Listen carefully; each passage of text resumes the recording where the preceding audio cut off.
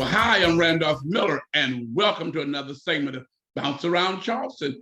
Well, today I am so excited because I have a long-time friend on my show today. I watched her grow up, and now she's Dr. Jeannie Lawrence, board-certified psychiatrist and therapist. Welcome, Dr. Lawrence, to Bounce Around Charleston. Thank you so much, Reverend Miller, for having me. This is such a treat to be here on the show, speaking to you and to your audience. Thank you so much. Okay. You and I were talking the other day, and I told you I wanted you to come on because I know you deal with mental health. So define the term mental health. Yeah, that's such a great question. Mental health really just refers to our emotional, our psychological well-being. And so it's really, are we in a place where we can think clearly, where we can manage emotions and difficult emotions when they come? Are we behaving in ways that are positive and serve us well? And are we able to relate to other people in a way that's productive? And I'm happy that you defined it that way because we've been in a pandemic right now about 2 years, and I'm quite sure people are going through mental health stress. What do you say about that? I say you're absolutely right. The rates of depression and anxiety and sleep problems and even alcohol and drug use have really gone up since the pandemic has started because it has been such a stressful time and in such a time that we've never seen before.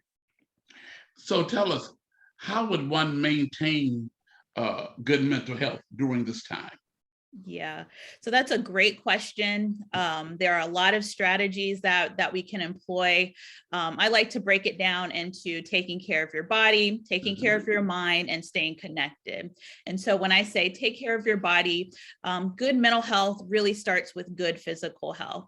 So we should be doing what we can to, of course, protect ourselves from COVID, following all of those precautions, but also not neglecting our basic health needs. We should be exercising regularly, staying hydrated, seeing our doctors for regular checkups, and getting out into the sun and nature. All of those things kind of form the foundation of not only physical health, but also great mental health. Second, take care of your mind. So taking care of your mind, really, there's a lot of components there too. But what I like to tell people is what you put in is what you're going to get out. And so focus on what you're putting into your mind. That includes, of course, news and social media. We all want to stay informed enough to make good decisions for yourself and then move on. When you're constantly bombarded with information that can cause stress and cause anxiety, it's very easy to fall into that trap. And so mind what you bring into your sphere of influence.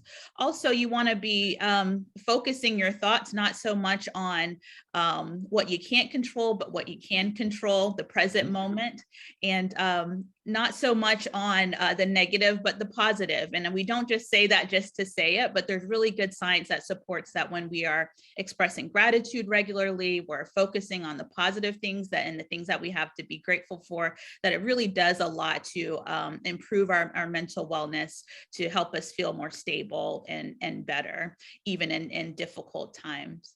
And then number 3, I said, was to stay connected. So staying connected means staying connected to what grounds you, your faith. Don't let that fall by the wayside. We need that now more than ever. And then also people in our lives, right? And so find ways to stay connected to the people that support you, that lift you up. There are safe ways that we can communicate and gather. Don't forsake those relationships. I think the pandemic has shown us that we need each other now more than ever. Wow, that's wonderful. And tell me, where should a person go to seek mental health? Yeah. So if you find that despite your best efforts, you're still struggling at this time, first, I want to acknowledge that that's okay. This is a really difficult time. People are grieving the loss of loved ones, grieving the loss of jobs, the loss of the way that we used to do things. There are a lot of reasons that you might be struggling. And so it's okay, is what I like to start with.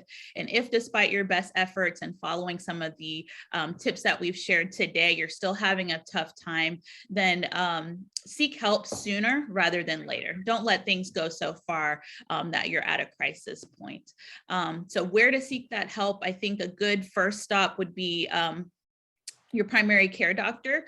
If you feel like you're struggling with depression or anxiety, or wondering if you might be, they can screen you for those things. They can get you started in treatment, make referrals to mental health if that's what's needed. You can also, if you want to go directly to mental health, maybe you know for sure that you're needing some help and needing it now, check with your insurance company, see what mental health providers, psychiatrists, and therapists are in network, and make an appointment directly. And third, I think because of the pandemic, there's a lot more resources online where you don't even have to necessarily leave your house to see a therapist. And so look into some of those online therapy options as well, to start sooner than later getting some kind of help and treatment if you're having a tough time with your mental health. Well, those were some wonderful suggestions. So why don't you tell our audience a lot of what you do in your business? Sure. So again, I'm a board certified psychiatrist. I'm a therapist. I own a mental health practice here in North Carolina, and I specialize specifically in working with women and women physicians. I also am the creator of a program called Emotional Mastery for Women Physicians, and that helps women in medicine who actually, most people don't know, die by suicide at rates that are 130% higher than the general population. It helps that group of folks improve and maintain their well-being and mental health.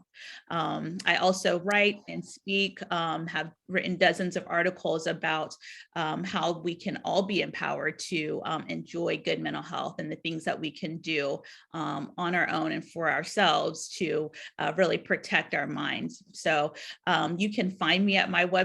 All of those articles are free, and at my website, it's www.jeannielawrencemd.com, and sign up for my email list. If you do, I will send you my best resources about how to maintain peace in the middle of a pandemic and how to generally enjoy really excellent mental health and well-being.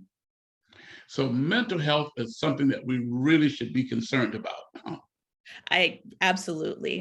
Absolutely. I like to say that, the pandemic has affected us in so many ways, and has taken a lot from us as a society, and maintaining our mental health is a way that we can kind of hold on and not let the pandemic take more than it already has, right? So again, like I said, being able to maintain our relationships and our mental stability and our health, those are things that we can control, and those that are things that we can maintain. And so I absolutely think managing our mental health is very, very important.